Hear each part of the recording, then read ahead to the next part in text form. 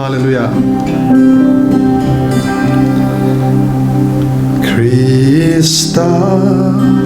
tisen luta chuachu katana luani. Amen.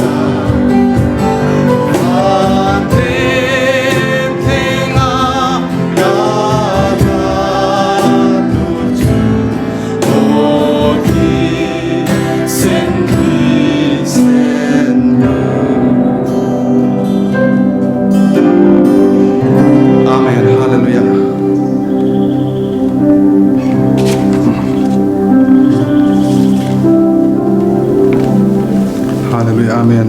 Zanina damna crusade kan mangan ya minu thir tu te salama ani mo rilu lama ani mo tharau lama ani mo chaklo la nei ni in che te chu lal Isu Krista in atho sak fek to chu ni ti ka shil tu chawa zanina hian lal Isu Krista thil ti ti nei nen alo thleng sela dam na te zalen na te lo chang ve kan chu zanina hian chu tiang tur chuan helai hmun program kan mangani hallelujah amen alpan kholo khoi chero se ison lo khoi chero se hallelujah ti dam kan nita oh hallelujah amen love iswa tisentia lima chua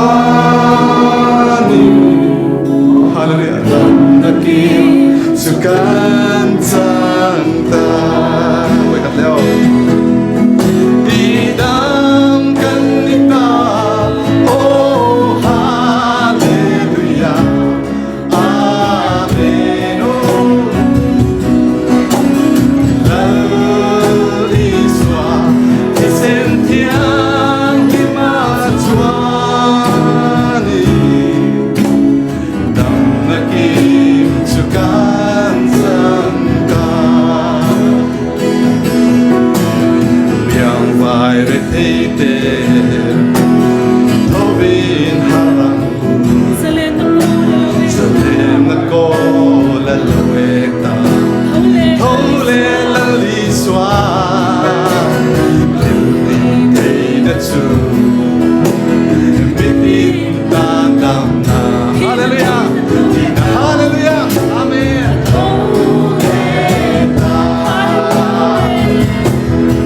didam kanita oh hallelujah amen amen laliswa isentiang himachuani dam naging sukan santa lelungai seom tua tu na fual te ati tamu kan lo ni tae lote iswana tena tiang ni alo tekta didam kanita oh hallelujah amen amen laliswa isentiang himachuani dam nakim sukan santa Lalparing tuten din at suwante maring tuten ne na chuan nei Ramhuay ti an not suwa ka Ramhuay te an not suwa ka nga Jong thar ti dan Jong thar te nan chonga Damlaw ti tsunga kutan matanga hallelujah amen kutan katanga Lalpa mingin at damsela hallelujah Hallelujah amen didam kanita oh hallelujah amen laliswa isentiang himachuani dam nakim sukan santa dam nakim sukan santa hallelujah amen lalpa na faklate malsom rose amen Zanina home crusade leitura rilru loin got sai na chu a hlotlin na lalpan min hu tira kan lo me ma abi takin rong bol tu ra elai ruam man na kan an siam hei puki ma hi kan in riat na chu a rei to khop maya kan in mulo wang bunga kain belo wang fuka ka riat hen chan sinop revival speaker lo ni dei to lalpan nasale zwalin alo manga taksa ril ru tharawa har san nei ten ama kal tangin dam na te an chang cho mek bokani ti kan riat in ro pui kan ti kan in biak ta no la chuan engem hun lai khan ti ni chuan hun rem changa rong bol ho na hun ta po nei tu mila thrange ti in zanin le nak tu zana ta hian pathianin hun thatak mai mingan ruam an sakta nia alomom tak zetani ti kan soi du ani ten hei maruati zaina pathianina tunlai kan mei chazai thiam zinga chuan kan gospel singer chuan man tak azai nami thinlunga thu soi nasatak kan zinga lo tel theya ani po achunga lom thu kan an soi bok ani hei helai home crusade kan dei tur hi mi puilama kan pon chona ila rei lo khop mai nimin atang khan ne amaro chu dam lo le taksaril ru tharawa dam na mo te trong trai pui turonin tho hi an lo lut khop maya kan lo zia zom zel tu raka engzat nge ni ta ka zia kan zat chuanga ne se ta tu na khan nge number le kan the theyem tu nge zia kho ta khan mi o kha zia bel tur po om bei the o kha lo lut mek zel ne kena nge ni thu cha soilai po khan a lo lut an di chuan lo zia zui zel me tu na top lama an pola trong trai na khachu kan speaker in hun amang tura kan ngaya tin hei dam lo roin tho da pon tu na hian youtube lama he program hi in lo chim tura kan ngaya ti tak zetin pathian pol na lo nei ula kan dali su krista hi engkim chunga thu nei tu nia nat na har sat na taksa ril ru tharawa po dam na min pe thei tu ani awangin tu na in mang an te in nat na the kan lo hria kan khongai khop mai chawa wena ka zia lai po hian karil ru a khoi hlom le ani kat na chi khat mai po ni lo chi thum chili a chinga thleng maya taksa ril ru tharaw har sana kan nei kha an ngei tu hian kan ril ru khoi e me ma keini a hian dal li suaril ru a khoi de se zoka keini a hian dal pa hian angai poi mo zok chu ni ti hi zanina hian kan soi du ani chu wang chuan pathian thatna tem chin tu le choti damna chin chunga lo thlen the nan zaina hian lali suwa mingin du sakna kan lan choni ti kha kan soi masani pathian thu mun khatami ka chiaranga tung trai na kan nei nem to mar chi toy ten kan hun ka hlananga chimi zo chuan nula maruate zaya pathian rongbol turin kan somanga elaya anin hunaman zo hian midang chunga ron ding chuak to ri longa kan speakerin hun aron mangchun zomanga to thlengin engemo zai tura som le du ani ponemo kan worship team te a som du ni pon amma na boru ka zir khan to thlengin hun aron kengklang to don ne hei nikum atranga pandemic hetiang har sakna ina khovel kan ram mei pon de lo meron tlak bo khan kan chung ko point har sakna kan to na sakhop maya kan fa te in nei tur nikum september ni som khan rom man na kan siama in nei tur kan ti ni takin ka cha tlanga hian covid positive pasari an bu an ron tia zinga en bot sei muk line in nei turin ron puang tup maya mai ka kan veng cha tlang lockdown ni thun ron puang ul maya kan ril ru boy khop maya helai hian chung kwa local khom fek ro tin ka in ko khoma chita kanin nei theilo maya ngem in nei hit thulangai mai ngem o tiril ru boy taka kan omlain samsom ni pathum nei karil ru aron langani chu mi mang chuan chung ko helain kan tung trai ruala kan local task force ten min thiamin in nei na hun chu ani turangin biakin hongin hun kan manga chuta trang chuan chol lovin engemo big te skip zep kan nei ti lo chu chung in khoma samsom ni pathum nei kan chung ko in nga nan kan manga ni zan thleng khan he sam mi chung ko kan soi rol thin ani hun kan man panga jang kan mang thong na chung in he sam soi lo hian chung in khom hi kan man hi arem chang to lewin kan thria chu wang chon zaina po helai chung in khom ania home crusade ani ang hian helai thu hian kan hunte an hlan kan do ani samsum ni pathumna lalpa mi veng tu lalpa chu mi veng tu ania katla cham lovang amen ro pui tro lalpa hi tlak cham lo na pathian ani zanin na nei te mang ang harasat na to phai lama mang ang tak tak om te po kha he live program in lo clear ti kan thria na nei te po kan lalpa hi tlak cham lo na pathian kan dan na kan mang an na kan harasat na tanga tlak cham lo na pathian ani ti hre tharangu ani chuan lo bet thing tu huna te mi bo ti thina chol na tui ka ma te mi ruai thin he sa mi sarmon tlar tin mai hi omani ni kan soi tam lawang ma se zaina hian lungai mang ang pathian ma mo ngoi te khan lo ngai thangu ani chuan lo bet thing tu huna te mi bo ti thina chol na tui ka ma te mi chol ti thin chu kan chan pol ani a zaina hian har sana kan nei kan taksa ril ru tharau ha chol na lali suwa krista ani ti shela chol na tui ka ma lalpa chuan min ha chol tir adu ani kan nun na himi siam thathina ama minga wangin fel na konga te mi ruai thin ani thin halim ko ruam zoma ila thil thalo reng ka laul wang amen hallelujah nang ka ne na yom sia ital tum le tiang in mi thambon thin ani mi do tu te min bua ka ma hian do ka ni bot sai thina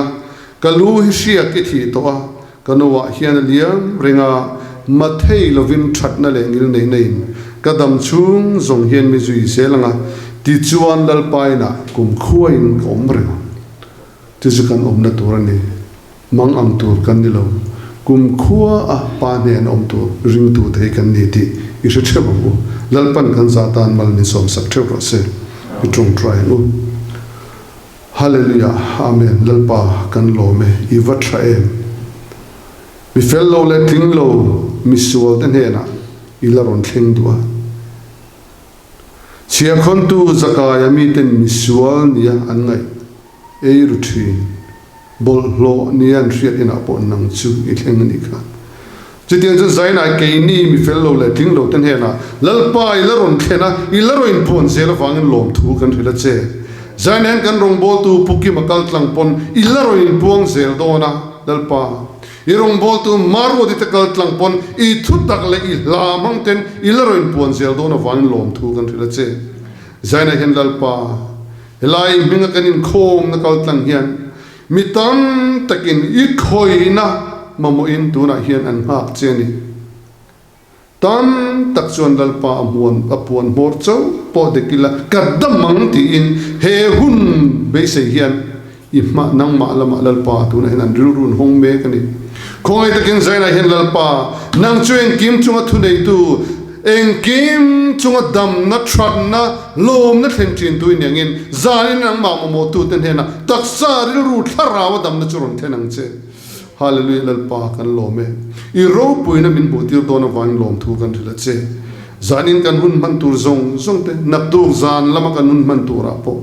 I ro puina dal thei sual thil ti theina si thalo le lalpa ngai tu na bol lo le nang ma do dal thei tu tharau sual zong po zanin nazaret Isua Krista mingin kan do dala lalpa nang ma ren choi mo la ilal ram ron dinang che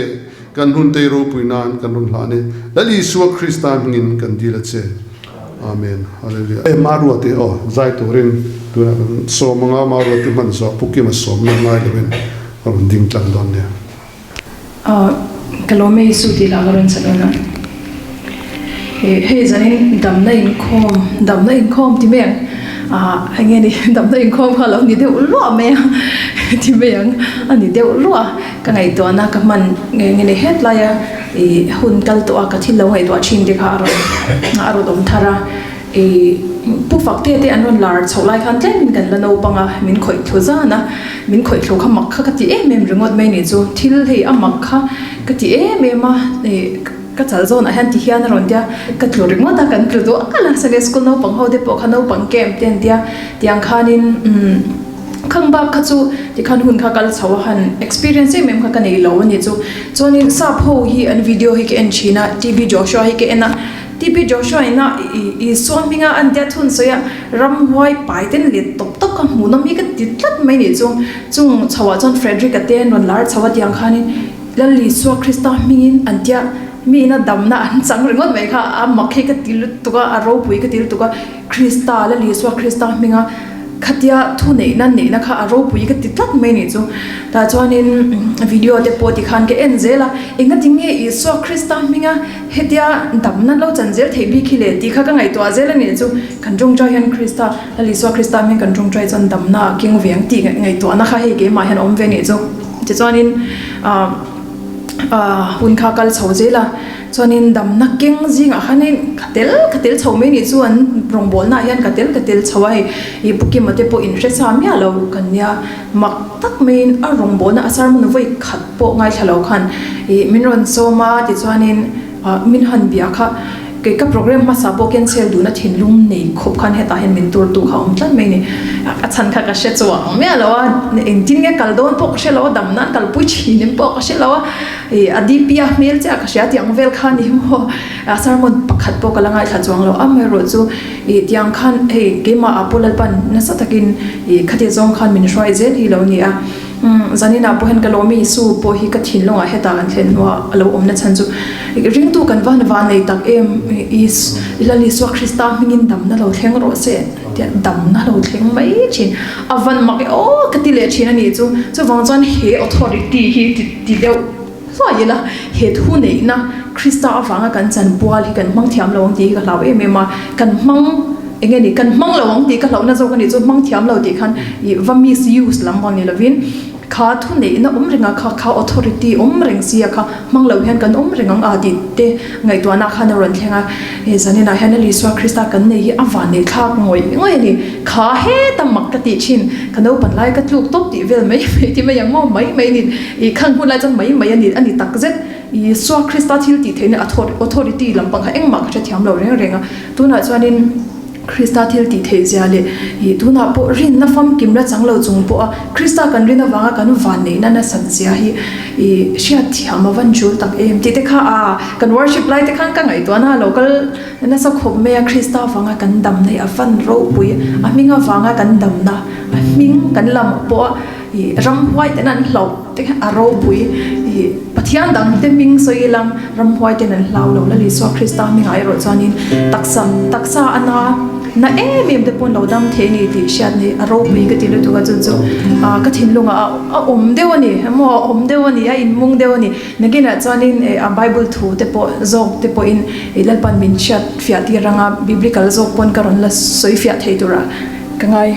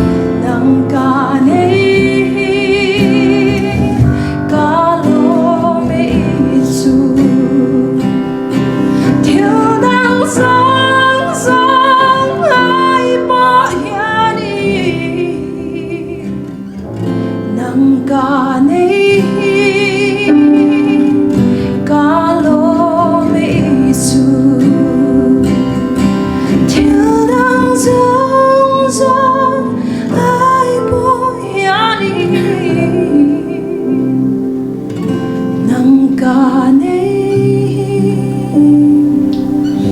ca lo me isu amen pathian ro bi ro se hey nia zani na hun te kan mang le to na pathian khomai na zara rong bol na mun ran te kan han nei kuala kan soi chung hi kan online ani deuh bera ton lai chu phone trong trai rong bol na kan nei mal boka te hian sanina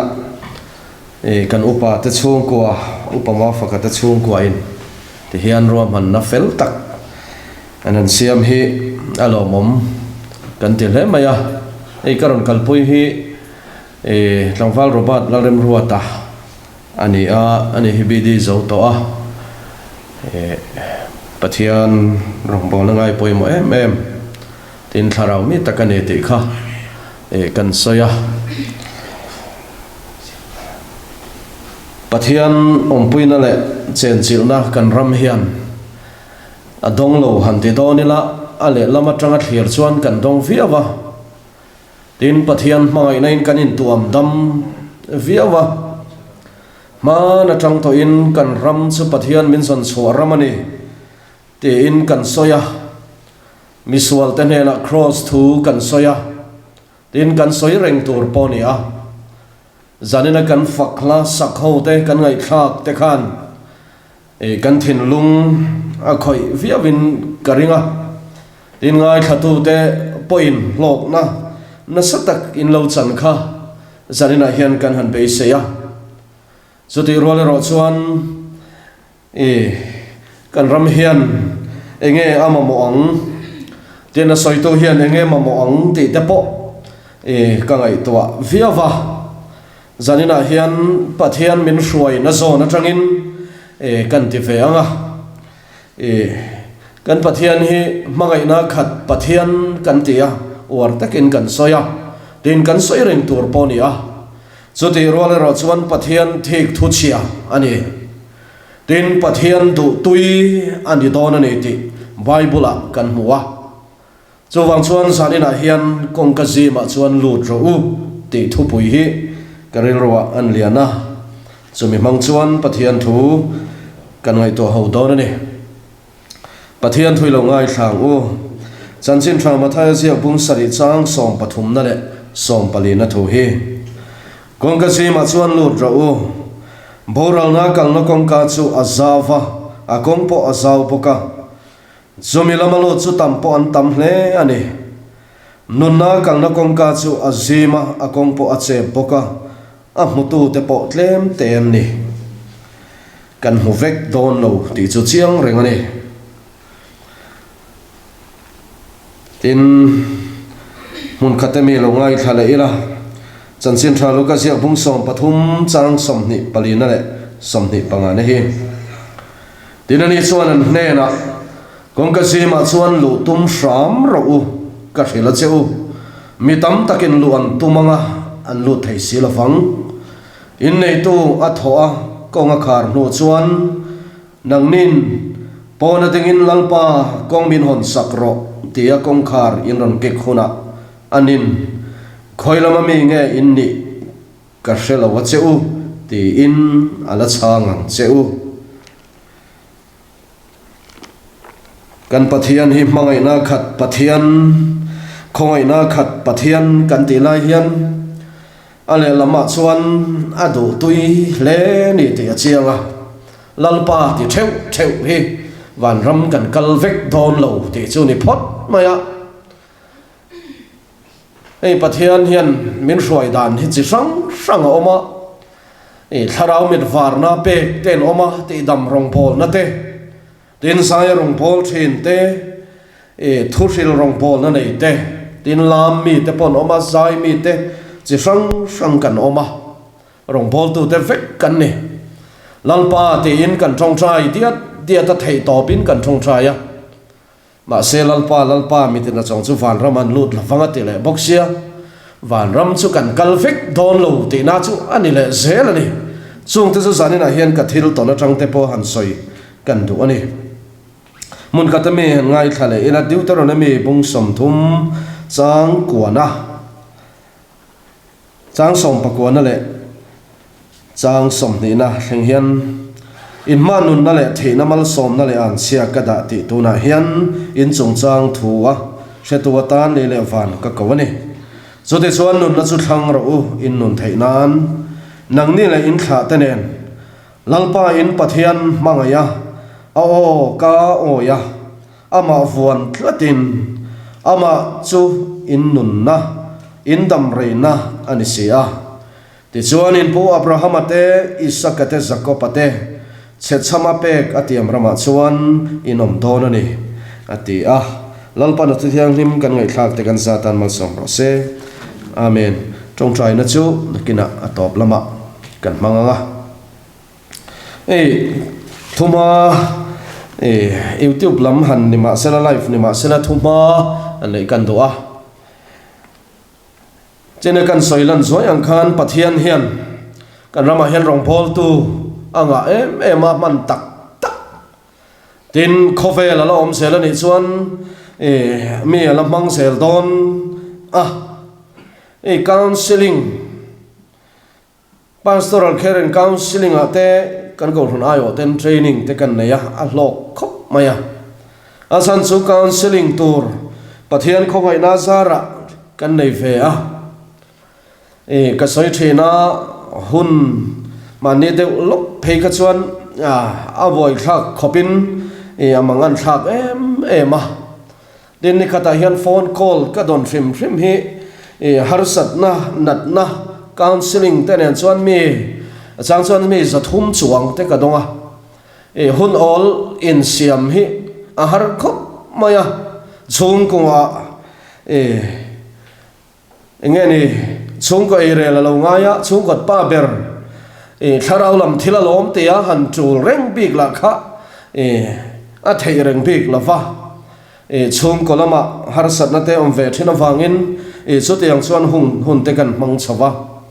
ti chuan pathianin thil mak deuh te mi han ti don tira chuta chuan du lo deuh pakhat kanaya pathian hena min lak sakro hei chulalpa ti hi kanaya ni chu zanina hian pathian ro puina turin kan soi do tharau mit varna han ti hian a chang chuan kan nat na te kan thil ti sual te aru ka lalpa ti chunga pathian poi kan lo khoi si na te o na te thik na te el rel na te ti hian min ho tir china ne mani lo ka pokhan kan kot varanda ka thua kong puya lo kal te nun khamin ho tir ne ente khu khuan ati swal zo chia chu ti zo chia chu ti chia ati zo chia khati yang te khan min ho tira a she om khop maya man deu khan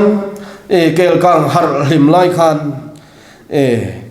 zekhel ho te camping kan nei pui na sa pathian khowai na zara khate hun lai te khan tharau mit var nan na satak mai kan campers te singa po khan kollan oma robata po hian a ria thil nui zat kha khopin chunga te po chuan thil a thlengani chuta po chuan lalpan thil tam tak min mu tira ani chuni ni lo hi ni top maya lum chuan lum vo chuan vo zekhel an lo chuaka zekhel ve chak tak sachet na chan ve chak tin mi an phure mawanga phur ve ringot te tharawa pian tharna tak nei lo lali suane na in biak po na le in zom na tak nei lo kan tamani zanina po hian chu min mu tirang kan zinga ngei po hian min mu tirang kan thuam den puan na thul ni chang puang me niam chu camping kan na ten ka sei leang camping kan na ya som na kan siama top sana cross thu kan saya lalpatan ka hun ka mang ve tong ka dam chung in ke ka pen ve tong ka in hlan ve tong ti thei kan omani chuan loading ang cheu in thian te in bolami ten din awangin tuma din ka oilo nang mani le pathian in kar chian ro se som na kan siamani chuta chuan an ding suau ze ton ma deu te kha chuan kan thria atro camping an nei speaker ten sound control tu ne na I kho khalo petam de ula ka o karon ti ringa nga kami voice mangkhan keimani min ne fo thina ni at chalo vek katina ni haulo unau te u hanti mai tu ra po unau te u chuta chuan enge modeu chu an chap mai ni chung song song chu a chalo vek katina ni lo lalpana hruai dan ni ve maya kaine ro chu tiang chu ni lo an ding ta so chu ni lo kalangaya nang chu ni lo la thuri ro an chap top ze zalina po hian kan live fi an lo thir ve in karinga a chan chu kan rong bol na ti kan in riat tira kopakata camping kan nei ni ta chuan whiteboard kan manga swal thu ka soya eden huan lem te ka zia ka sote ka te nai chuan camper zinga thi tur khamin mu thira ni tlar lung pera hian a thuwa mi pa nia tian ko hoin sawa ani so anun na kalak sat don ne ti thleng tlat mai hetilam ko hoya amel kha ka mu zela e khai chol lo kang u rei lo te chol lo kang minute som chol lo kang kan tia tim ho kanin ko lu ta ka soi ta ni camper singa mi sound control na ma mi chia khani a pathian in anun na alak sak don ne chu chen ti nge kan tiang sil a tha nge thalawang ti in kanin rona pathian ne na kan tong tha ya a in po ni se sil a tha ti chuan kan sil ta a sanin counseling te kan pe a eng ti ka nge thi don ro chu kan kem chung kan kem nei lai khan nge thi dona kan hремai lo anun na kalak sak don ni ati kha chiang sia a chan chu ka soi to a trong thei lovin ni som pathum le san som pathum pathian thu koi lo awangin ati ti tur kati min ti kati lo awangin min bethina chu o chuan chiang takin a soi ani ta chuan eng tin yang counseling kan pe a kan du khop lo khop mai lu chunga kut kan hat na salutuk kan trong tra ya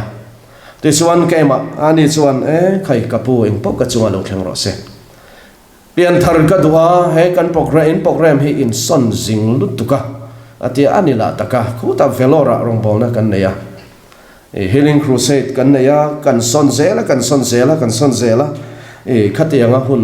lo hak lel ve deuh kha lo nia ta chuan hun kanan mang sauta a zirtom ni dar som pan hi vela nin ka sia chun dar som pan hi vela kem kan chuak ta a zana tangin follow up chun som tur ania phur takin a ho a ain bual faya zanin khom tur ni si a ka taksa chau se khongai kan mu te amu hil len ta a pathian thu chu adolavane ka soyang khan rong phol tu sang kan oma pathian min hruai dan hi ashana zanina hian kan thupuan tur hi alo rum deuh ani poin kan ram hian amamo tho tin keima ngai poin kamamo ani zanina hian chung ta chu kan sei do a tin pathian phuba min lak na te po zonet lama min kom na khan pathian in phuba min lak sak na te po karon sei to a khang te kharap thak takani sina revival damna chang thu te team kan ni a then chang chuan min lo nui zat te po ni mai thei ma se kan hne na om hi pathian eng kim ti thei ani a ti dam tu ani a mangai na khat pathian ani a ma se thik thu chia ani tel thik thu chia ani tel khat ama hoi san le du lawa nui zat tu te chu le ya hian dam reng ti ri adu reng bi to lo ti hi kan mu treu to a cho me wang chuan he thu hi alo chuak ta ni ti te kha zanina hian thuma kan nei ni ei bible hian thil pani aron soi kop deuh zela kan ria a aron khai khin thiam khop maya nun na le thi na mal som na le an chia tin thim le eng ti te chun le zan ti te mi fel le mi tha mi sual ti te aron langa kan mu deuh nual ani kong ka sima chuan lut ro u kong ka sima chuan lut ro u la li suan tlang chung a thu soi tlang kom dani eng thol na thu te soya chi le eng tin dan chung chang te soya thin ur na chung chang te soya ei thin ur na chung chang pa war takin a soi ka din uire na chung chang te in mak na chung chang te din che cham na chung chang te phupalak na chung chang hei po asoi mel ma mangai tur trong trai chung chang cho mei dan tur din van ro khol dan asoi ni chung song song asoi so chuan tlang kom na aron ya kong ka sema chuan lut ro boral na kong kan chu azawa chumia lo chu an tam ema na kong kai ro chu sema alu te po tlem te a mutu te po tlem ten ni te in a to pakhara ni in bung sari chang som ni la pakhada phei chuan lalpa mitina song chu fan rama an lut lawanga kapa fan ami du zong ti tu te ro chu lu tang ati van ram kai lo tur hi kan tam tang ka ti kan pomem van ram kai lo tur hi rong pol tu te singa po tam tak kanom don ti hi chiang re a chan chu lalpa te in thanem ngai takin kan thong traya kan mit tu yet la ve tho kan pomem kan mit tu yet la kan lunga chia lalpa tharawin min khoi kan ti lai hian unau te van ram hi ka theng kher lo mai thei zanina hian ngun takin soi ila ngun takin ngai tha ila asoyang khan pathian hian keima hian adu fear big mo te po katia pathian en min pe ka soi ngam lo chuan ka tuar sel tong thailo kha ka do to lo ari lutuk ni som pali la san som pali kha arei ma ani mi ka kom na ka piak na ka chan na paper ka man le pen tui kha tam man lutuk ani ka ui phang lam ni lavin tuna hian hei sen kum kan lo ni ta ka kum sa ta ro chu ka sai lawanga kum som ni le pathum kai ve don ta hemi chung ka tong thei tira tanga tun hun ka tong na ka thusoi na chung ka biak na thenam ka veng thian ka kom na khang zong khazia kela avatam don nang pon ni thawang unau te u pathian hian min mayani ti chiang takin kan hreto kan ram Christian ramania kum sa chuang te meu lalpa nen hian kan leng ho to ani ma se heti chung hian kan nuna hian lalpan lalna achan lo hun hi atam lutuka palung hi oi to lo ani kan pomem palung hi keima ni hian a oi reng lo ti hi kan hriat ka du ka oi reng em o ke chu tien ka sai le vut thina home crusade ni zan kan zo chia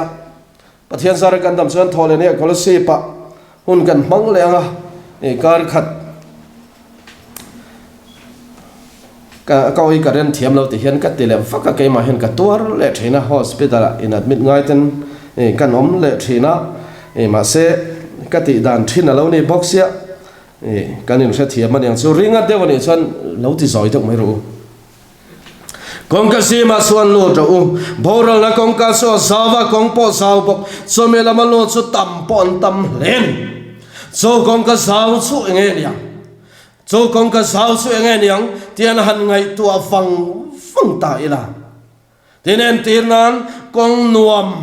kong sawa chuan kala nuam khop mai tro tum phaya han kalila khai fan nuam tak for lena kan tlana ti zong in foreign o matian foreign o matikan in sumya achunga coffee te kan in thene achelo re kong kwal hi om lo moti mai turin dar kar li chuang te kan tlan tro a fan nuam te lul chung te mit thlan oma so tiang deu chuan lali swa ni lo lali swa kong ni lo kong dang boral na kong ka hi anuam em achumia chuan kal an tamani chumi ta chu tu tenge kan ti chuan eiru thin te do soi thin te lalpa minglam reng chunga nule pa thoi lo te hoi kom bolte mi rel ching te mi ei lo na nei reng te kan ti te mi ei lo hi kan uar lut tu kami zo chu ani sachu kai lo no ho phe chu kan uar ani kai lo lu tu ka thu soi dan reng akal dan reng mai ganin khoma amen kan tele the tro hallelujah kan tele the ringot te amak ke te unau te o enga tingai kan pathian hian adu fir don na chan roma khan kan bu so te chuan mi zong in mani chan chin kan soi chet tur ni dia kan chan chin hi kala soyang zanina hian ko nau do tak te u so kong puya chuan mi tam tak an kala boral na kong ani ti an fereng a then chuan an hello te po ani ma na eiru chungin lalpa anti a rui hauti chungin lalpa anti a ui re chungin lalpa anti a thian terel reng chungin lalpa anti a unau te u palung hi kai mani hen oi reng so kong a chuan mi tam takan kalani taru a kong chu nuam khop mai iswatel velo na kong pui kate iswatel velo na kong pui lalpa ming an lama ma selali suwa atel velo lalpa ming an lama lali suwa atel velo mitam tak an kanani taru o kan ram tei han khirila kan politician tei han ngai toila taru unau te u thangkur drama ang deuh khan mani chau anin hai vor lawatru an kom khang te mel sia tanilum ai pui te mi kha an kom khang te mel sia tanilum ai pui te kha thangkur ta thon thua po khan oma chotiang kheng chuan chen kha chuan in hai vor atru zanina hiana lo na devani point apoilo hei ka soidu kan ramdam lo na sante songkua kan dam lo na sante kharau thiang lim azalen lo na sante tu mo nge song khat pa hian kan mun hi kan sonanga intro kong ka zawa song khat pa akala ram huai tu akal chuan kan ram hi engtika ma adam ngai lawang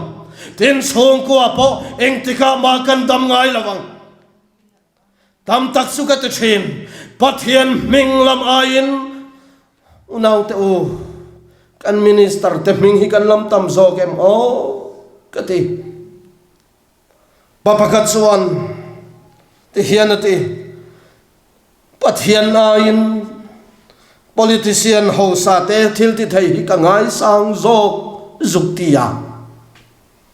rap tha khop mai unau te o cho konga chuan a fanuam em tro anin soi se ton lawa anin do sak em a then ka chu kha hei chia hi in vero hei chia hi ti vero somi konga chuan an nuam an tel tuk mi tam tak an kalane borana kongka ani ti then kha chuan an thelawa then kha chuan an sia ang ma se kirle do naril ro pulavin chu konga chuan an kalmua mai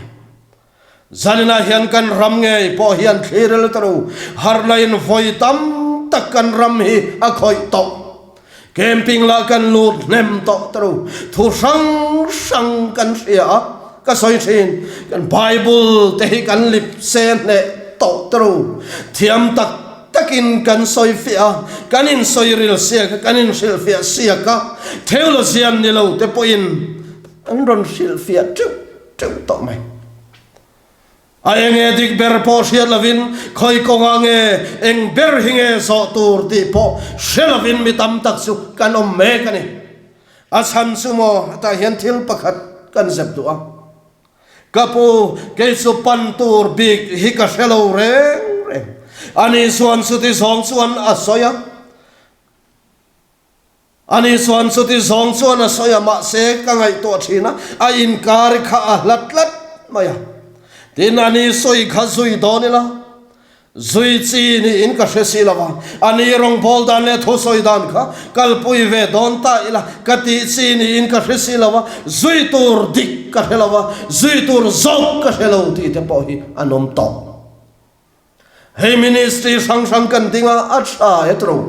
acha khop mai thalem ngai takin rong kan bola social media kan mang thiam khop mai cái su cái soi trên là mang thiam lâu à cái đủ miệng lâu thế là nè mà sẽ cái đủ miệng lâu à khán thì hiện cắn thì về tầm mấy á cắn đủ số này mấy样chưa mà sẽ cái đủ lâu thì rồi sẽ chú cái sao phát tỏ là vấn đề tin hay maru te anga lar hi a chi vak lovin ka sia an ne chun lar towa lar vak hi lar deuh hin thi ma du an deuh emo ka te kan rama den lar deuh hi den zai thiam le la phu thiam deuh da po hi pathian hian ama mo ve niang chung lama hian ama factory na mo ve niang nấu bóng tết hiền ăn là mấy chỉ na cái tiền khác cái cả là vấn đề lệ anh poni xem mà thái ziak kan en suan bung som pani sang som thum pasaria I thu suan thiam a chan ti rang se I thu veng suan thiam lo a chan ti bok don se sin ton he onau te o chu kong pan ni lalpan kan ma thina le nun na mal som na le an chia nun na chu thang ro atia ton ka hun man me ki ka do than thei hun lai tak ania wangin zanina hian ngai thatu te youtube lama herong bol na lo chim tu zong zong tak sanalei po ni ro se ICU ventilator man me po kan chung ten omani thei ton hun tak hi lalpan keima min mamo hunani idu chu thang ro tôn he khan hun ani thi na kau tla ga ding tan phei suan tôn he khan hun tak ani tong e thi na kau tla nga ding bik unau te u kan mi tha chuan ICU om ten na khir khan tak tuara om ten ni toro ani bik lo kei po thi na kau tla nga ga ding eng hun ange ka hun a khan don ka selo tôn hun tak hi lal pa lam ka hoi hun ania kong dik kong zim ka kal hunani kong ka zim hi iswa entirna nia lalpa kong lali swa entirna ani ti han bol deuh te khan kan soyanga I thu suan thiam a chan ti rang che kan thu in kan omani taro chung khat pa phei chu a thu thei voi khat chu rong bol kan nei na pakhat na an thu em a za thak zoka an nu kha ka khongai topa nui local te engene ka kut bin sil te zanina hian alo en vm ka thelo mo hun sula nei mai the ma se khatiam em ka chu acha ka telo anua po ka thela iti dan em hi chu chong khat pa itling lo ti riang che ka ti top mi sing hi kanin ang lo tero cái này nó bùi thế bốn phèn cắn số gần giá đuổi thôi các ông bol bùi tiền mình không uống tiệt sáng xuống cả lão chìm thế ông không veng tiền tu tiền mày in giá đuổi răng mình tiệt sáng po hiểm chìm mà sao nào tu chong khát pa in cả mọ phụt nó cái gì hả cái nó bùi phân áo tiền công địch ăn gió thấy nó turin thì salam thilla po hiền mà cái ruồi xéo xuống bùi xéo Thai boy ni nalamani lo tro unau teu zalina hian chung khat pa in kong dik aswa iswa kong aso photchuan anu pui fanau te suti damin an omang zalina hian a poimo le mai he ka do khan na zalen tak lalpanamin pek tun ka hun man mek hi unau teu zalina hian pathian do zong lo ni ro se lalpa do zong lo ni ro se ti hi ka soi tu ani ta khan kan du thong le na soi tur athui le palang ei lal deu hi kan tam ve khop mai kan ram hi katia pathian sara rong polin mun thana te po kan han kala kan officer tele ramdang officer te in an lo na hi ke ai soi tur ria po tam karinga vain ang lo tak katia doctor thiam specialist lutuk super into super ani chu super to super specialist te khu ka in ron kala hospital a khon wa tan ron fanga hetia en chuan kut na thok mai om kut do mel te khan pu an loi ro su tam em thunga an inan panala atangin otto inan kala okay kan ram nen chon han te khin ton an ni lo ai nang lo khop mai chu ti ve tur ka ti na lamani lava kan non phong sim nang lo mi zo te hi nam danga hian kan chapo bi kem o kan in du bi kem o ti te hi ka ngai tu thin ani rong bol kan ne healing crusade kan ne chuta chuan lalpan na thil ro pui tak min tho sak pakhat oma mak tek mai chanena hian pathian ro pui na turin kan soi do a mi zo trong in uar takin tu ka soya trong let tu pon om lo mi zo ro chu tam takan oma nam dang ho atam zo ken ni anron thu ngu chuta chuan in khom kan zo chu peter pakhat alo tlan phaya nam dang mi ani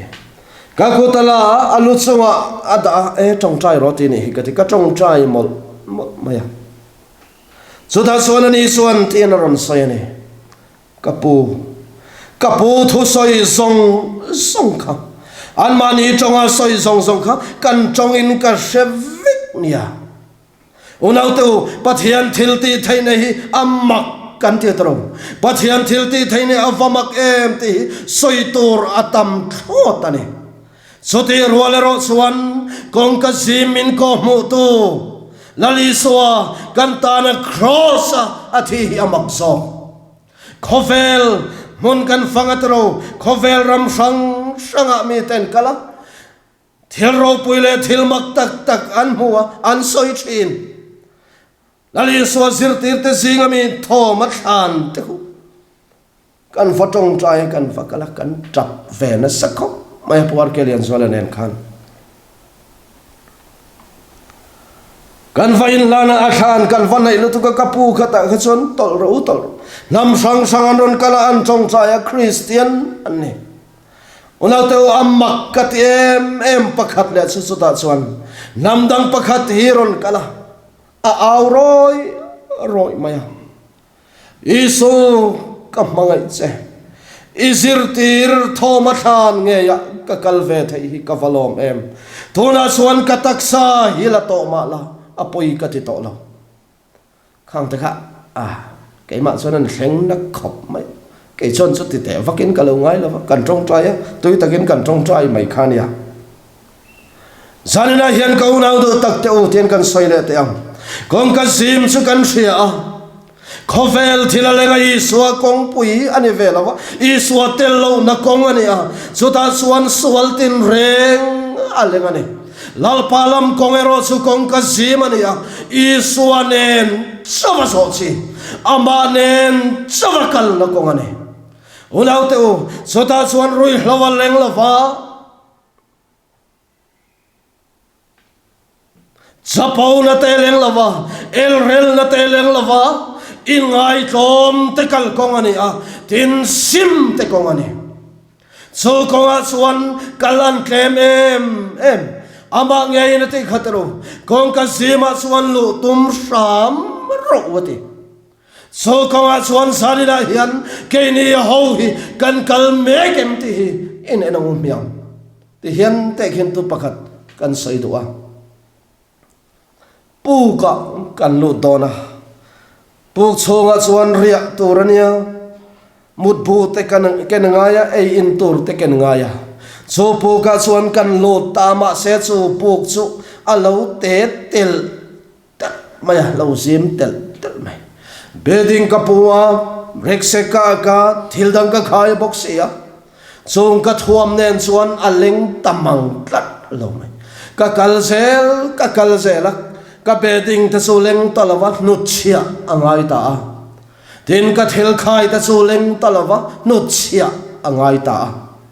chuta chuan ka thil a ta suleng lawa sei sira kalte alo ngai ta chuan keima chau khan ka lo theita unau te u lali swa kong so tur hian mo khovel thil keimani na kan form kem zong te pai kha kan ilo chuan kong ka zima hian kan lu thei ngai lawang kan hrethiam em i swani lo lali swani lo thil dang khovel thil duam na le o na te duam na te thil chi sang keimani na kan kentel zong hi kan pai vekani lo chuan i swan nen hi kan thleng lawang kan pom zong niam chu chu aduin lo pom mai la adu lo in pom lo mai lo tro lalpan min pek ve dana ni miao wangin a chan chu phuba ta min lak sak to ti tur min ti saka chu wang chuan kan pathian ni saka du fir don ti hi chu chiang reng lalpa ti reng sual ti reng e van ram luang enge pian thar chu na omang enge rinom taka o ma chu na omang ka du le ka ui renga ru ka runga ka i runga lalpa ka ti van ram ka kai don tho te chuan tro ani si chuan chung chu suala min apom chuan asim thin unau te u he kong ka sim so tur hian sim angai ne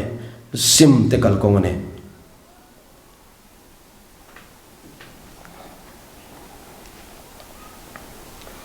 do soi thin te kong ne lova mi do he te kong ani lava in te ve te kong ani lava chapo te kong ani lava hoi kom bol thin te kong ani lo unau te u in ngai tlom taka lalpan henat lo ta sim te kong ani chumi yakal chuan tlem don ti bible in min shilani chutiang khap khap om chu kan tam don lo ti chiang rang tual chung ko thana poni he thu hi soila chuan rong bol tu tam tak chuan khepang ma seu nau te u pathian thu tak tak hi kan ram hian ama mo pathian thu tak tak mina soi chuan a oi lo thin kan oyam min pathian thu tak tak soi chuan na ati thin a oi om em lo ati thin ma se ni tlat ani so wang chuan salina hian ko nau du tak teu pathian mangai na chuan salina hian kan lungai na te kan nat na te min tuam dam le sela ama kan nai to na te chamin lok nai le sela he kong ka zima kal tur hian kan non so siam tharin om le sela kan kharau sal tang ta chu salina hian chua salin lo om le sela kan tan na mun tangin lalpa min ngai ti le sela keima nia sim turom ta chu sima kanom thaile na turin ho zanina hian kan pathian hi in na yang umyang kong ka sima chuan lu tro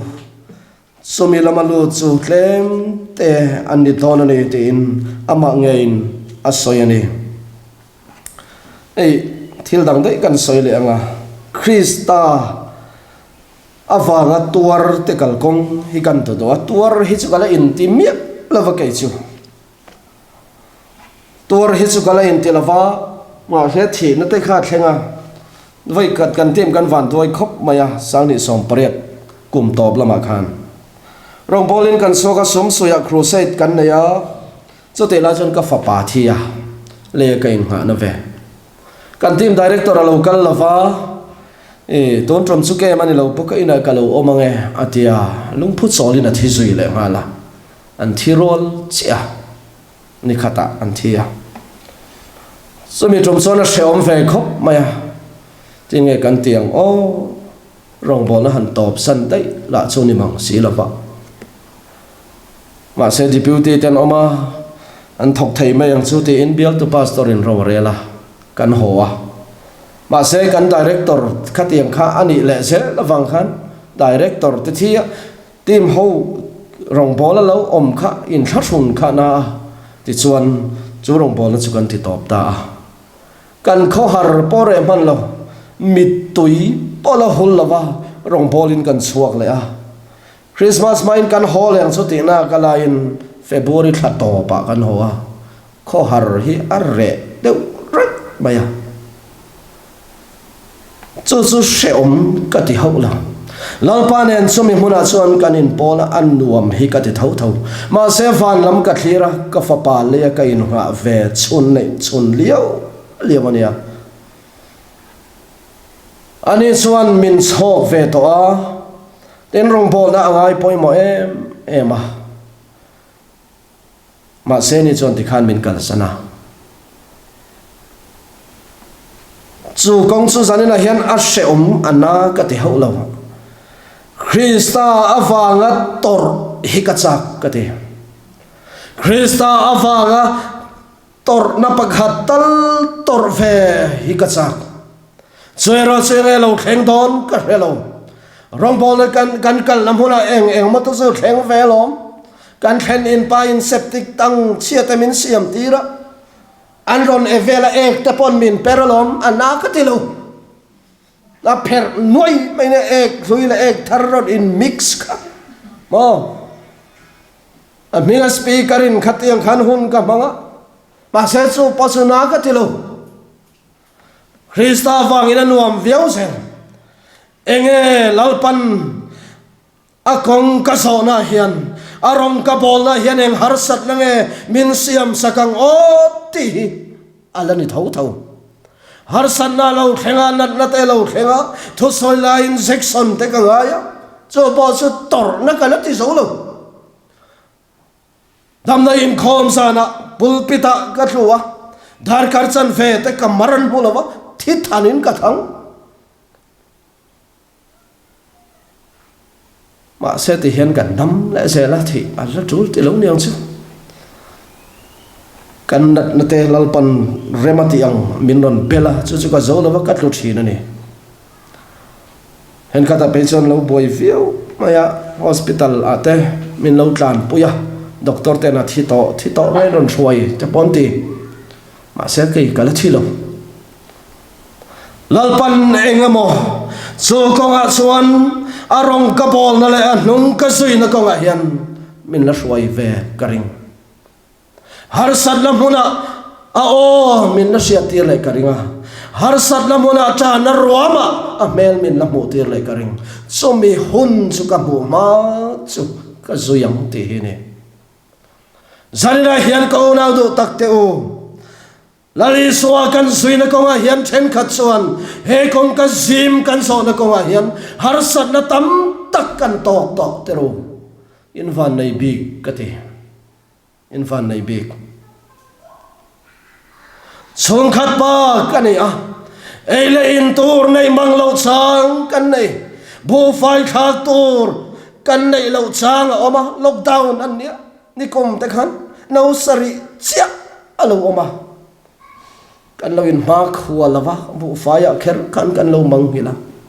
lalpa eng tin nge ni ang chomia chuan chung khat pa ni chuan se om ve du rio in khat chun na rio maya kan no te kan fanu ni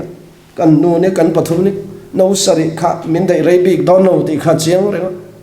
ma selal pan hapui min pe tor min pe ang ti kha ke ma khan chiang ve khoi chang nge lo kalang o ka ti ka ngai tua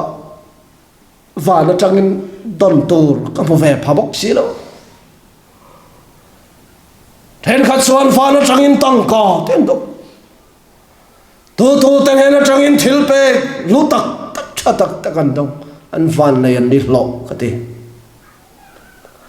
mà sẽ su công an xuân nal pan min suai về phalaniang za nên chu na ka ti me la he ai na sa zo khi ala khen karing thi nge na tur po ni se su kong zo tur xuân min la suai don ti ka sia za nên hian ka unau te u kong ka zim hi thi nge na tur kan ma ra tur om ma se ka zo angai ni chu ring tu te konga hian a omang kan pathian hi ati mai lo mangai na khat khongai na khat kan ti reng adik reng tin kan in tuam dam na po ni pathian in khovela mangai em sote suana fa pamal nei chuna pe ama su tu po aringa piang ti ne ma se aringa piang in swala khoi tlat chuan unau te o enge atana rinom taka om te hian om zian ei bi ka kan chung nung sok don lom ni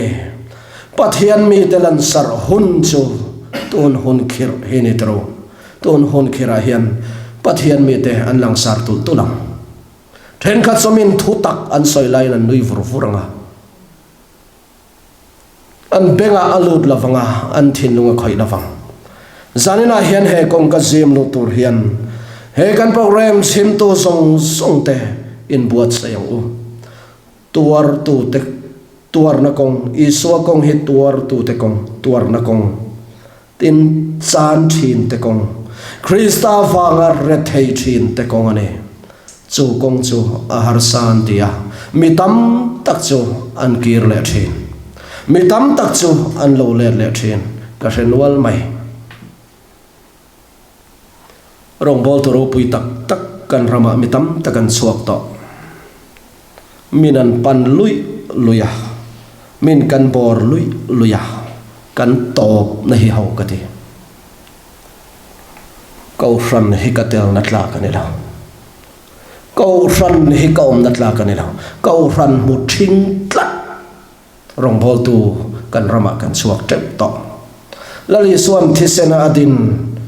lei kau ran van kau ran na in zom tlat tel natla ka angai lo ni chuan khoya ma at lei lawang kan pomem chu mi then khaten an oilo kau ran a thiang lim lavalom thiang lim lawang miang van lala mutla ta si iwa mo kha thiang lim lawani mai thei nangma zok in enro I thiang lim big ne in rian e chon teli chak sotang I top riau wa ti dam ngai ngoi nia in ria chon teli chak zok tlatang ei zanina hian ka sai du tlat a chan chu phone ka dong trek maya in thukal poidan hi chuti khati ko ranin hum hal ma lo mo ti te po kanom a traffic ministry sang kan ding thanem ngai takin lalpa thu kan au pui cross kan tin zone vek acha ma se hetat lei lo hi kanom tlat thil pakhat kan soi le lokanga mani do khan trong trai turin hospital a minon troya chuta chuan ani po pathian thu tun ma tanga lo soi rep to khania an soi na sto khopamo lal thuthlung ram thuthlung nam thuthlung tui pui lutuk a tui puya a bible po alip se na sa a ka ziak chuak to a ka chiar chuak treu to a ti hi a soi ania chu kong chu a zona sa zo ram hun sang ram thuthlung nam thuthlung lal thuthlung a boy puya zanena hian a thalo vek ka ti na ni mi alo ma se nat na khir tak atwara khang khana titlei lo che mi ati dam lo che mi ram thuthlung nam thuthlung khan ka tia ti dam lo engai mamo cross thu ka mamo ti zanena hian cross kan tui puin ka sia ati ratang phatin cross lamako vek maya angai nom ka ti cross hi kan dam na ni rengang cross kan dam na rengang mikal chakle forte antiswal fo zanena hian kan bible kan enanga kan kaldan nen ain remem ti po kan in chut fo poimo heta hian karin lo pui rong pol tu ko ran nar kai tu ta zinga engamo anom thin amak katia apoi katithin ma semo an kalan kala angaya bok an kirle sel kan pastor te pon nialom tru ani sel nia kan du lo hi kan du le sel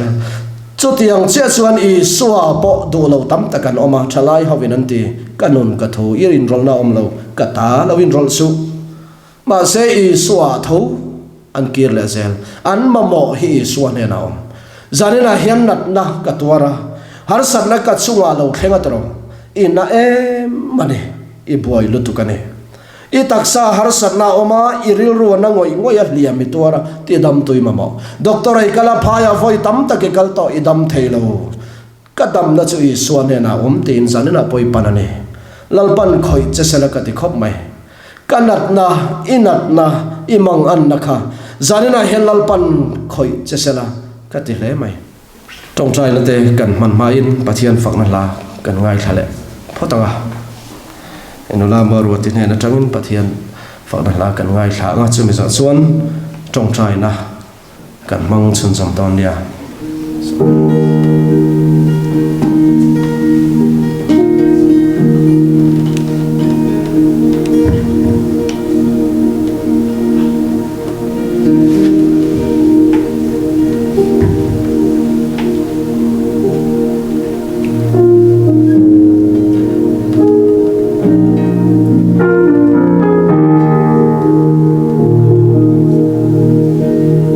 Quasi con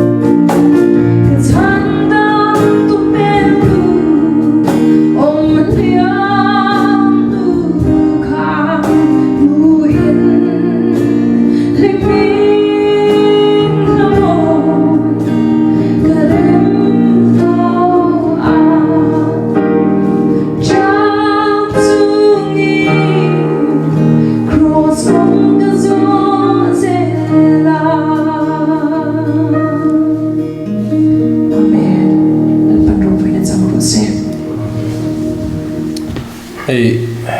zonet lama te kan live chawa dam lo ming in pelut te po kan oma tin tu na por in pelut an oma malama ron in report to tu na ron in report non le te po kan oma chuta chuan nia dalina hian kami chungchang khan tlem han soila lokela kan hun hi thleng har to tia a om khop maya kan dam har an ron tia ni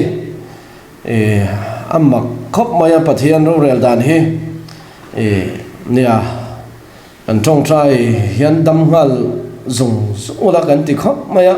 tong trai rong bol na nei ngai lo hian an dam zung ula kan ti khop maya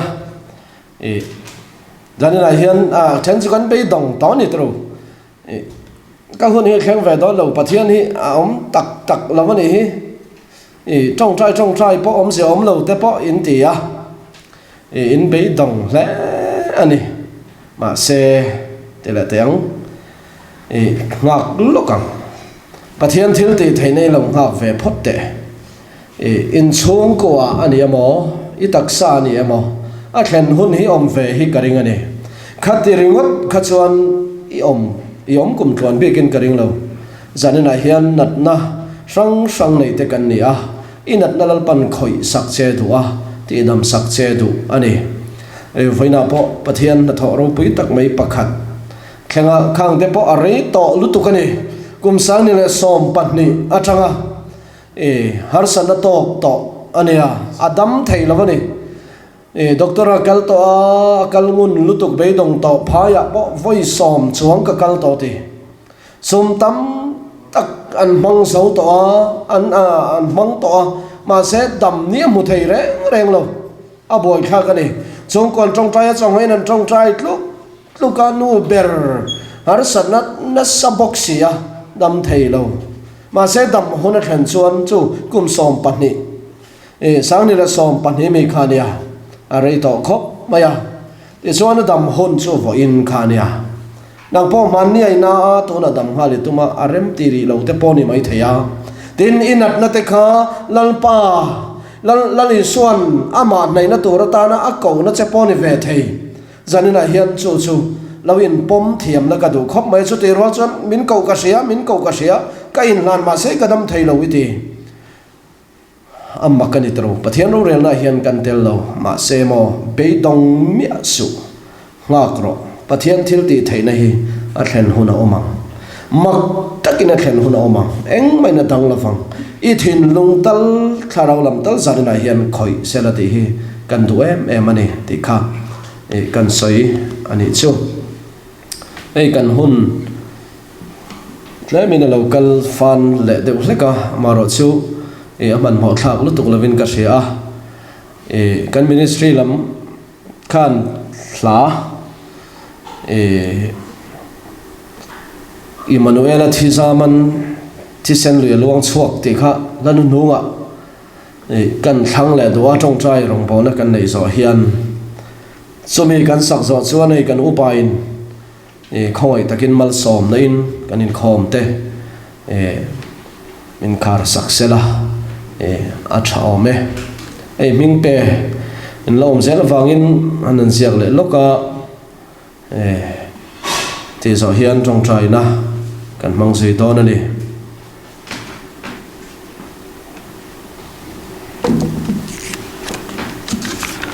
kan tam lem lo boka kan chiar paranga amara chu nat na ming a hian hriat thiam lo de te yom hi chona boi thla khop mai ni lo de min kan lamanga min lo ni ang ti kan lau de uleka an ji ang hian ka thiam angin kan soyange zonun moya kal thalo home dialysis ti mek tan ms dong liani zun thum le bp sang engma thailo tan ngoro ti hian pathian hena kan tong trai le zo photang chuan ka chiaranga adama te tian lalpan apuang le mayanga ti khan hun kan mang ton ya le tong trai ang lalpa kan pathian tani na hian hun thatep mai min siam sak le a kan ko than upa te chung kwa thane man ngai em maya e rong pol na hi ni tanga te pon local pui to thina rong pol tu thatak te i man em te nen lalpa ramtan thei top so in he program tiang hi hun hin lo mang to thina nang in na satakin mali som thin ti kan ria lom thu kan rila che zanina hian ke rong pol tu ero i chu ka chak lo hle maya lalpa kan pathian khongai takin zanina hian dam lo ta ta na tong trai na kan man sak tur hi min riat pui le la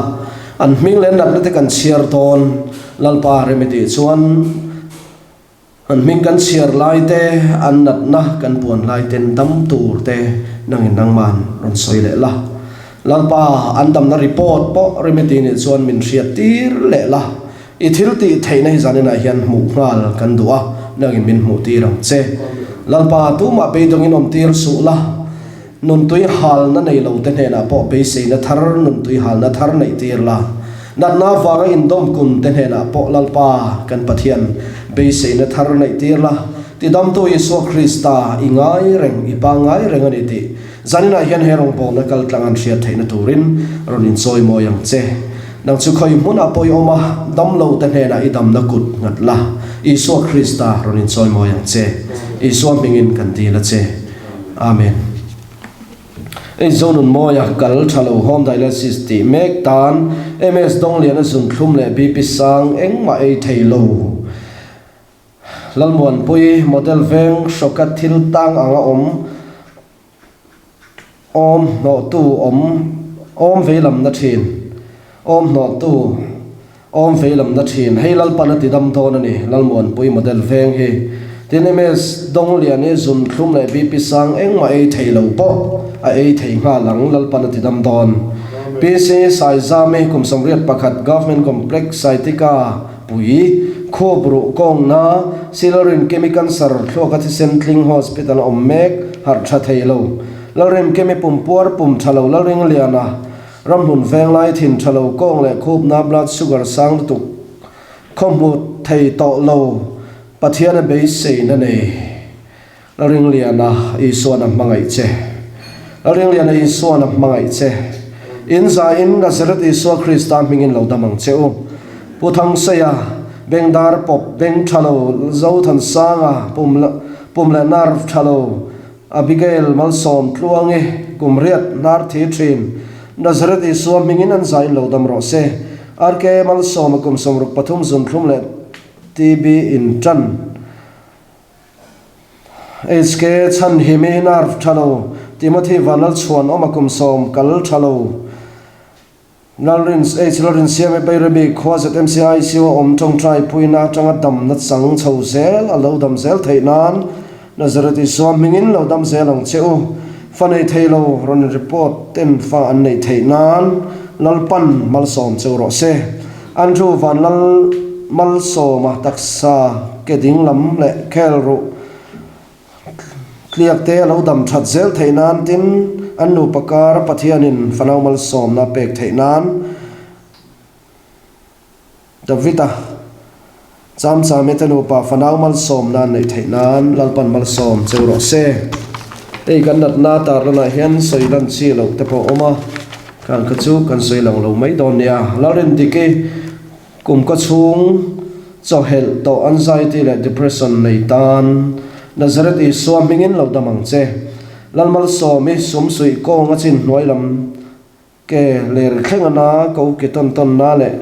kong chawakal theilo vanal roi kalna le zun kong thalo lal chuan moya stroke awanga taksa velam le kut chet tha theilo evlal chuan moya pancreatitis le kalvung le taksa le tharau damna Ebenezer Hospital om mi pakhat ani hi har sanaril rola tharau damna nei theinan in za in Nazareth Yesu mingin lo damang cheu thanzuala thalna zakna le zun kong thalo le ke pha sathin lal ringe ke pha sa zun kong na narf na le zun thum tan silal dina college veng ngong cancer tuna mumbai en kolmek lal mangai sangi ramthar veng pum thalo anxiety ro thangle ni khozol to ngong ru chor pumpui long sik nei tu khum na le chau ngoi zan mu thei lo ram soi moi mit khom hu fia lo en kol mek adam thei nan vial eng zwala mit liam drugs addict pathian ti dam na chan thei nan la lom zwali la lom puya sang moya jeho rin puya te taksaril ro tharau dam nan valal hruai ru se pui zun kong thalo pumpui alsar hani thalo le khosik omna janilal sang pui sokna le pumna merlin leng zwali taksa chau thut petrol lom kema thak bol thin helal panati dam don la leng var electric veng asma zun thlum le kong ru thalo hei po lal panati damang lal mai sang ram thar veng pum thalo anxiety hei po lal panati dam don se lalom pui salem veng stroke kumli pangking che thei to lo luna le mit fialo ban hi akhur thin a chau vek thin zanina hian lal panati dam don che kumli pangking che thei to lovin oma lal panati dam don che ni pisil thang moi nar thalo pum le chokong thalo zun zan mu thei lo zawmon sang a chon pui spinal cord sia le tharau ril rol taksa damna tan tluang e vai vakon zun thlum thi sen sang le nar thalo ro thang moi lung thalo kal thalo mi ta lung te om zun thlum e spin niam thin aral ruat kimi nute cancer lal mangai pare pum thalo aral zar zova covid positive tan lal panati damang cheu zo eng moi covid positive mathiwa kum ni covid positive ram moya lung lei cancer larin tluang e ma mit fil veng nute cancer pu aral ruat ta chal tlang taksa le thana taksa chak lo a hlui chal tlang thana velora zai zo lo ho chia tan pyramid chal tlang covid positive la chung ko tan nazaret iswan mingin lo damang cheu chuan oma chuan moya kenilal thaki malalom puya te unau chal tlang rilu tharau le taksa damnan bukelal tan puya chal tlang kal thalo kal thak tor velora ommek le kal petu tur anu puima puitan lalpan mal som chewro se ramdin fela kal le chuap thalo inthiar thailo puai chanal thleng le na chal tlang kal thak to le taksa mong tam borvel bok ron om phai lama ommek si valor ruat ki mathisen cancer tlang ming thangi thina bok om vanal ro lo puya izol chan mari pum puyal sare zun kong alung te om zai tur pilorin zoli chal tlang luna zun thlum taksa chaklo zan mutha thailo laram ro ti chal tlang taksa chaklo cancer nazarti swam mingin in zain lo damang cheu pulal tan puya chal tlang kong na nei taksana la lun thluanga thluak spot kumwa tong to lo thatom khong nazarti swam mingin damna lo thleng ro se elrin malsom zwala no sen ninga mi naulam ek hak NICU dur tlang omania ni benezara tuna hianan me kani laro kemi som sui kwa fanei thailo lal ram ngai kum somli bruk chi bom kan sarl som liani kal thalo valal thamo ni lung thalo pilal choi le veram lun not kong her ponril le anju le lal riat chung tanu pa si phir an pani in natna an nei ni lalpan tidam churo se til ro moya ruan tlang champhai ru se pui zo trep toria andru lal chuan lia na chal tlang accident awanga spinal cord sia zeng mureng na zerti suam mingin lo tamang che lal choi moi lung lei chul cancer gas ninga a BBCI hospital zayani a hem chun zom langa yani a hem nalai tur anlar mufu theilawa atha theilawa ek theinan nazaret iswa mingin lo damang che pipar chuaki cervical spondylosis nerve thalo le leito tong harsa le ro thin zun thlum bi pisang thau chia sang thin kelrin nu zengkal theilo lalin kolipu pui long ril long lung phu thalo taksa ril ru tharau damnan erika pum thalo chuap thalo le chuap chaklo ka le sokna thin e florin tikaram hun south stroke kut veilam le ke veilam che tha theilo ramdin fela kal le chuap thalo in thiar theilo lal som le na electric veng aizol chuap cancer Kolkata mek rilu taksa tharau dam nan lal thuam pui singa veng aizol thuak tuam tu bok an zaya an paizo ngam lo bok chu lo re a do dam thainan lal ma chuani wes phailen kanan veng nu te cancer alal mon kima lunglei pumpui long lal vanal engi zun kong thalo nai tam lal than hola cancer pcm pui chaltlang ding di veng rel thalo beti lal chuan omi kumkwa pasal nei to fa la nei lo fan nei thainan kumkwan in nei to a fan la nei thailo kelorem siama zuin na sa pathian siam tharna chan thainan vanal tani mong porna lorin dike covid positive in zain nazaret iswam mingin lo tamang cheu lal chan dama covid positive ruthi lute fitlang khosik zo than sanga pum thalo nar thalo sinus na sa te tenu pa taksa le tharau nat tharau damnan san thainan mal som liana lal som liana sai lo electric vengai zol chuap cancer taksa ri ru tharau damna fam kim Kolkata in kol mek ming than zawa pumpui cancer khemola mek tan ming moi pumpui thalo runa le taina manguri taksa ri ru tharau damnan kelrin nunga zengkal thailo pum thalo anxiety na sa lo dam thainan hi kaming pui che pusilal fam ki ma cancer pithang pui cancer piti lal zui thangi cancer jeni lal ro hloi cancer ani south van lai phai khwa than ku nge lian siam lian lal siam chunge lal som liana ti trial pari f thang lian ni ti silarin tluange ani hi long tlai te lung lai ten nia anat na hi an ron ziak lava David lal nun puya pompuy al sar ril long chakong long lal rin sang ngi thinei mu mal lo vi lal muan puy zun thum sai ngora sai lo lung vung le kal thalo lal biak moya zun thum lal ming thangi tharau dam namamo lal ro dinga pum dam pui sai tika wanga kal tha theilo zo ming thangi sai tika le ban rek thana nazaret iswam mingin in zain lo damang cheu kan program a hian natna to na ron ti mek te poi no mani thaya ma ro chu pathian in engki ma ria ti khan thong trai na kan mang mai to na ni pathian ma kun lo thong trai lalpa kan pathian min mangai tu zanina hian ni ming chawin trong trai na kan mang le don ta a dam lo ten an mamo che a lungai ten an mamo che a trapin an ruma an mang anga ti dam tun mamo ngoi ani tuna hian mi za som pasari te ba ka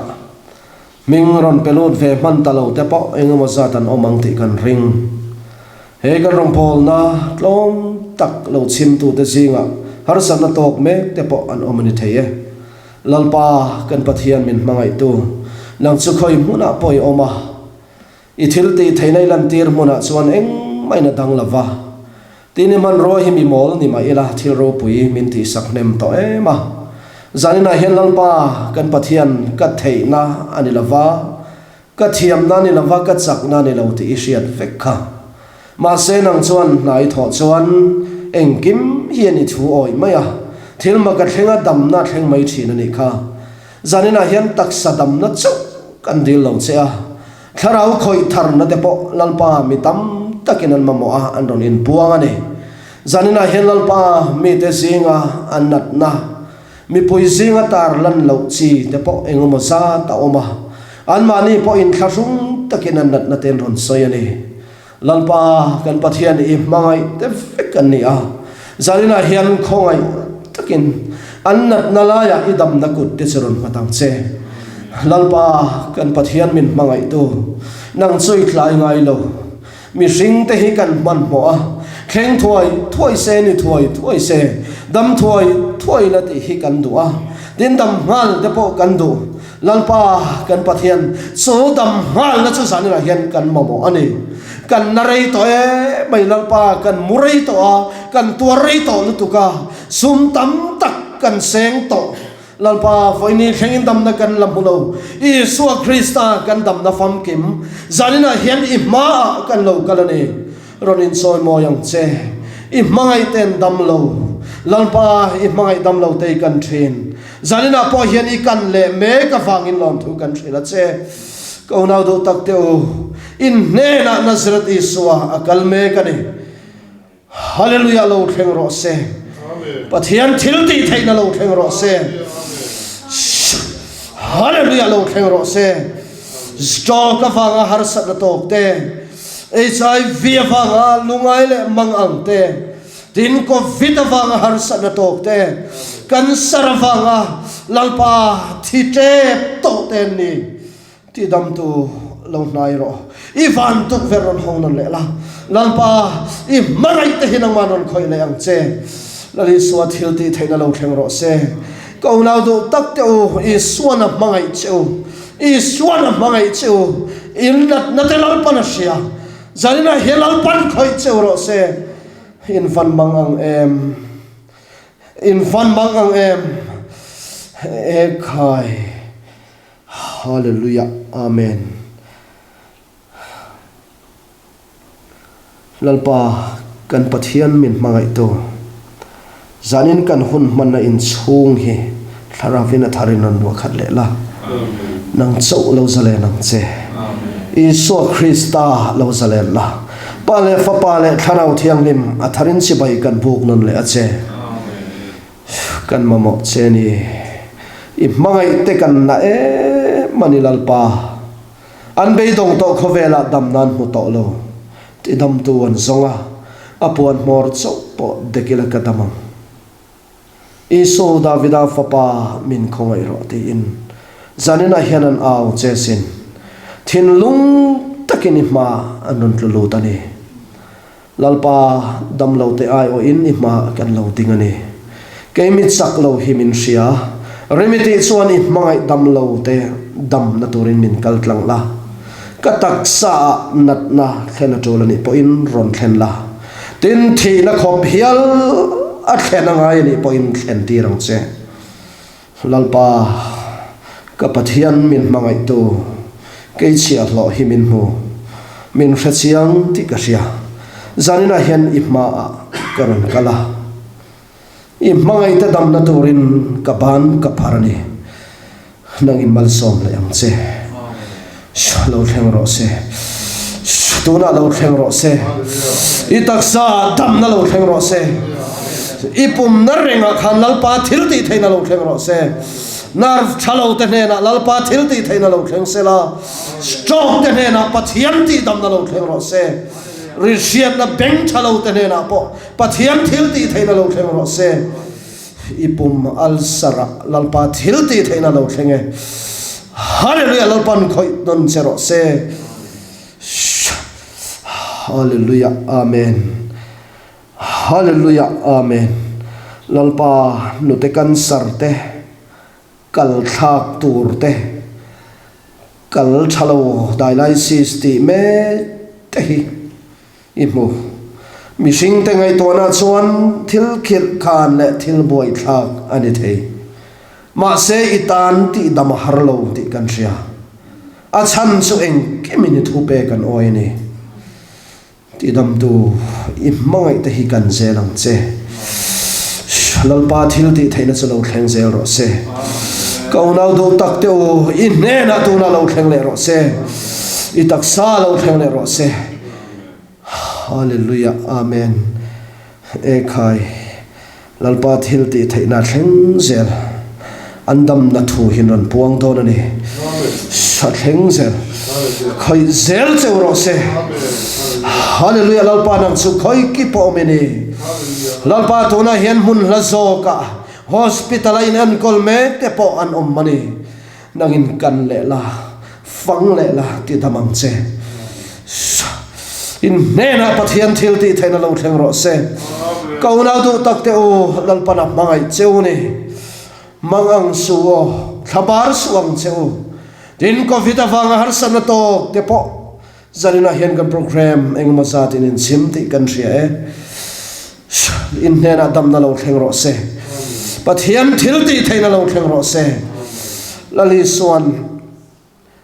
e khai kan nat na te phurin kan lungai na te po phura e khai inat na song khalal panan he sak to che cross thisen thil ti theina sin na lo thleng ro se sual ken fai na po ka unau pa ka unau no in ne na tharin foi na lo thleng ro se tharau lam mal som na in ne na lo thleng sela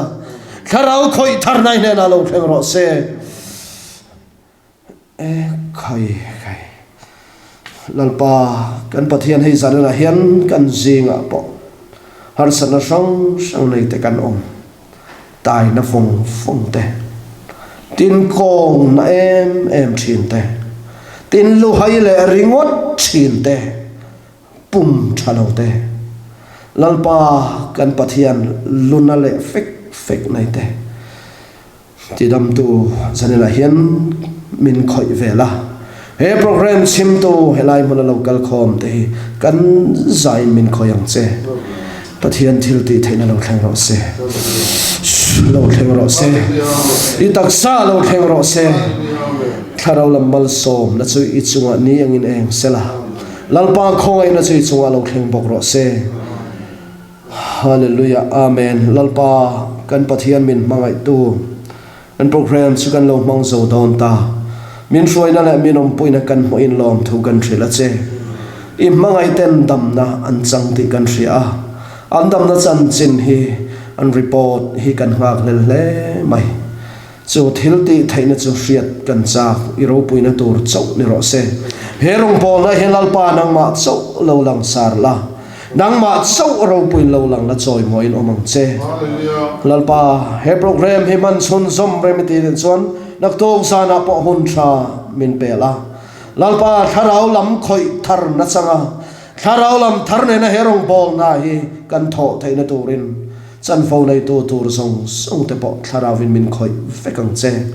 i fakla kan sak tur hi kan tan mal som na chan tir la ngai thatu te he program chim tu te ne na po tharau lam ruai nangin hela manghian min the sakang che min mangai tu fa pai so Christian mingin kan ti na che amen ne Emmanuel thisa man ti kan sanga kan sak zo hian kan upain mal som na in tin don nia hallelujah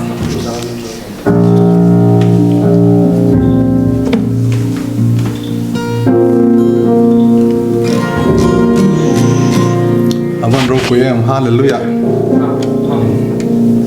zanina kan pathian in mangai na wa kan ta na thisen luang achu zanina program kal tain pathian in kan dam na Krista thisen kan dam na thu pon chuino madat mitam tak in dam ni ti kan sia al pa su fakin om rose Emmanuel ati zaman ise luya lua chua isen lui mi suarte tan suarte faina ani suarte faina ani suarte hallelujah